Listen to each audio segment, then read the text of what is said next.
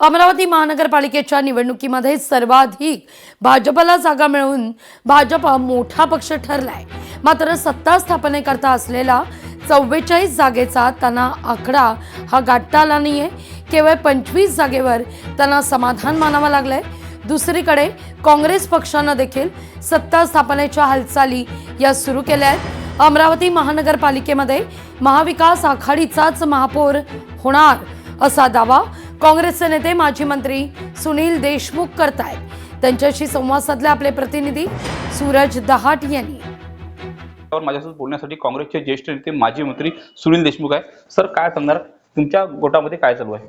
नाही, पहिले म्हणजे मला या गोष्टीचं आश्चर्य वाटते आणि भारतीय जनता पक्षाच्या निर्लज्जपणाची खंतही व्यक्त करतो की तुम्हाला सरळ सरळ जनतेने नाकारलं आहे।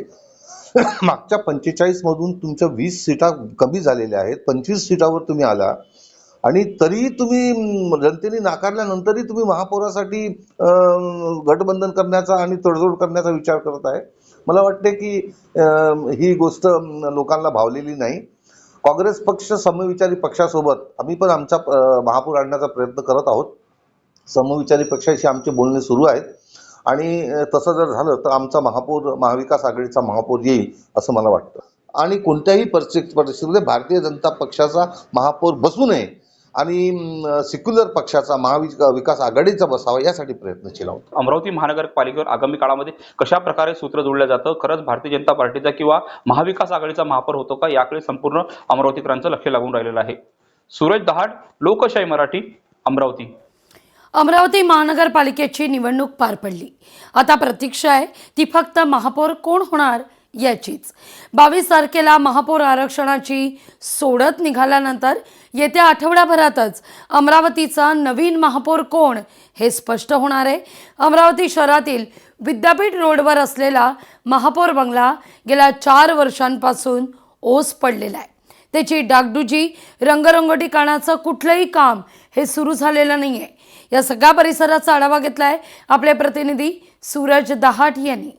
अमरावती महानगरपालिकेच्या नुकत्याच निवडणुका पार पडल्या। यामध्ये जर पाहिलं तर या ठिकाणी पहिल्या क्रमांकाचा जो पक्ष आहे तो भारतीय जनता पार्टी या ठिकाणी ठरलेला आहे आणि लवकरच जर पाहिलं तर या ठिकाणी सत्ता स्थापनेच्या हालचालीला वेग येणार आहे। तर पाहिलं तर अमरावती महानगरपालिकेमध्ये 44चा आकडा बहुमतासाठी आहे। मात्र 44चा आकडा कुठल्याही राजकीय पक्षाला पार करता आला नाही। प्रामुख्याने जर पाहिलं तर मी सध्या अमरावतीच्या महापौर बंगल्यावर आहे आणि या ठिकाणी जर पाहिलं तर अमरावतीच्या विद्यापीठ परिसरामध्ये असलेला महापौर बंगल्यामध्ये जर पाहिलं तर 2022 नंतर जर पाहिलं तर कुठल्याही प्रकारच्या निवडणुका या ठिकाणी झालेल्या नव्हत्या। मात्र 3 ते 3.5 वर्षानंतर या ठिकाणी निवडणुका झाल्यानंतर जर पाहिलं तर याच महापौर बंगल्यामध्ये पुन्हा एकदा महापौर या ठिकाणी विराजमान होणार आहे आणि निवासस्थान जर पाहिलं तर हेच ते संपूर्ण महापौर बंगल्याचं अमरावती महानगरपालिकेचा जो कोणी नवीन महापौर होईल ते निवासस्थान आहे।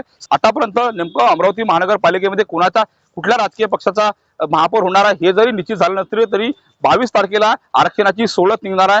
त्यानंतर अमरावतीचा नवीन महापौर कोण असणार आहे, नवीन या ठिकाणी कोणाचं आरक्षण या ठिकाणी निघतं, सर्वसाधारण महिलेसाठी निघतं की ओपन पुरुष निघतं की अन्य काही आरक्षण निघते, याकडे संपूर्ण या ठिकाणी लक्ष लागून राहिलेलं आहे। सूरज दहाट, लोकशाही मराठी, अमरावती। लोकशाही मराठी, ऐका, पहा, जागरूक रहा।